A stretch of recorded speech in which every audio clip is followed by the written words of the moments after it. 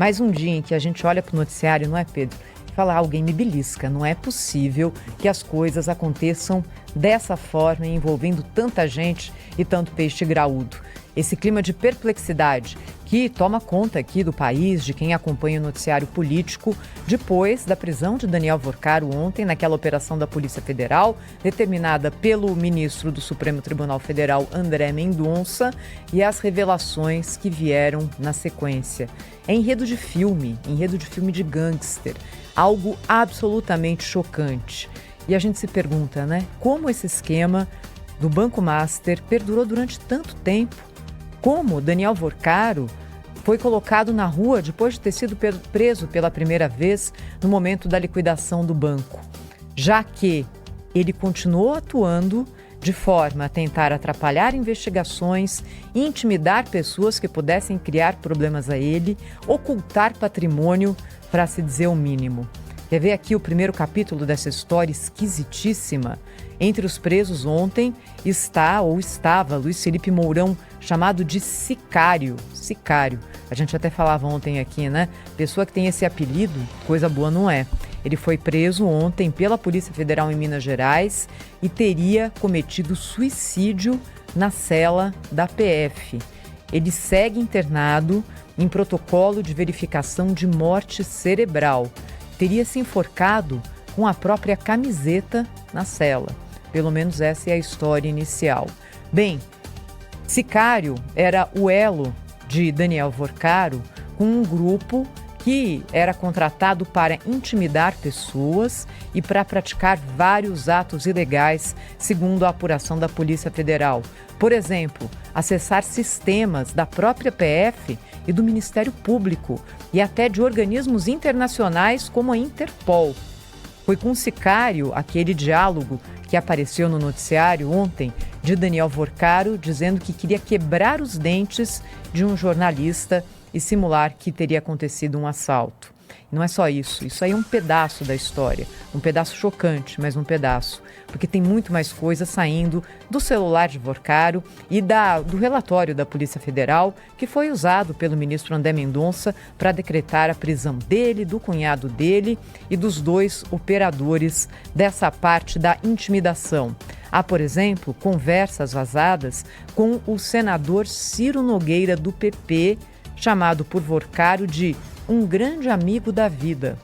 Foi o senador que apresentou um projeto que aumentava o limite do Fundo Garantidor de Crédito, aquele que indeniza os investidores em caso de quebra do banco, de 250 mil para R$1 milhão. O projeto não passou. O senador Ciro Nogueira emitiu nota e disse que nunca teve conduta inadequada em relação ao Banco Master. Revelação também, apuração aqui da Band, da repórter Natália Pazzi. Antônio Rueda e Ciro Nogueira voaram no helicóptero de Daniel Worcaro em 2024, no fim de semana do Grande Prêmio de São Paulo de Fórmula 1, segundo documentos que estão em posse da CPMI do INSS. Sim, porque existe também essa perna da apuração, já que há fortes indícios de que o Banco Master participou da fraude dos aposentados e pensionistas do Brasil. E tem mais. Em 29 de abril de 2025, segundo as conversas que foram capturadas no celular de Daniel Worcaro, há citação de um Alexandre Moraes. Ele fala de Alexandre Moraes em conversa com a namorada dele, Marta Graeff. Diz assim: "Tô indo encontrar Alexandre Moraes aqui perto de casa." Aí a namorada pergunta: "Como assim? Ela tá em Campos ou foi para te ver?" E aí Worcaro responde: "Ele está passando o feriado." 2 semanas depois, tem nessa conversa o registro de uma chamada de vídeo feita com a namorada e, na sequência, em texto, ela pergunta: "Quem era o primeiro cara?" E Worcaro responde: "Alexandre Moraes." Seria Alexandre de Moraes? O ministro não se manifestou a respeito disso, mas a gente lembra que a mulher do ministro Alexandre de Moraes tinha um contrato de quase 130 milhões de reais firmado com o Banco Master via o seu escritório de advocacia. Quer mais? As pernas que Daniel Worcaro colocou dentro do próprio Banco Central. 2 servidores que foram afastados ontem atuavam como consultores de Daniel Worcaro dentro do BC. Um deles Paulo Souza era nada menos do que o diretor de fiscalização do Banco Central. Segundo a investigação da Polícia Federal, essas pessoas dentro do Banco Central, 2 funcionários de alto gabarito dentro do Banco Central, recebiam um por fora de Vorcaro para orientá-lo a como enganar o próprio Banco Central em relação à saúde financeira do Banco Master. E ainda tem aquela história de que depois da liquidação do banco e depois de ter sido preso e ter sido solto, Daniel Vorcaro deu um jeito de ocultar 2 bilhões de reais na conta do pai dele numa empresa para lá de suspeita, que é a REAG. Isso aconteceu depois da liquidação do Banco Master, enquanto o Fundo Garantidor de Crédito era usado para indenizar aqueles que foram lesados pela quebra do banco. É um enredo de gangster e a gente se pergunta aquilo que eu coloquei aqui no começo. Como esse esquema durou por tanto tempo? Quem mais está envolvido nessa história?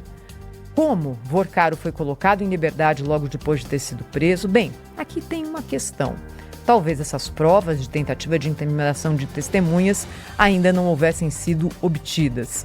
E aqui a grande pergunta desse caso todo, e que não pode passar batida, porque quando a gente coloca ali personagens políticos importantes, eles ganham a cena, mas tem uma história aqui muito estranha. A Procuradoria-Geral da República e o comportamento da PGR e do Procurador-Geral Paulo Gonet nesse episódio, de agora, da prisão ontem de Daniel Vorcaro.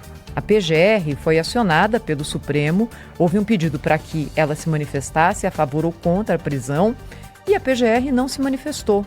O ministro Paulo Gonet falou que o tempo era exíguo, 72 horas. Será que o que ele recebeu foi aquilo que nós lemos no relatório da Polícia Federal? Tempo exíguo? Centenas de conversas indicando que havia tentativa de intimidação de testemunhas, de obstrução da justiça. Isso é muito, muito estranho. Ficou ruim para a Procuradoria-Geral da República, para o procurador e mostrou que, nesse caso, Polícia Federal e o ministro André Mendonça andaram de braços dados para obter a prisão de Daniel Vorcaro, que, aliás, já foi transferido e está agora no CDP de Guarulhos, na Grande São Paulo.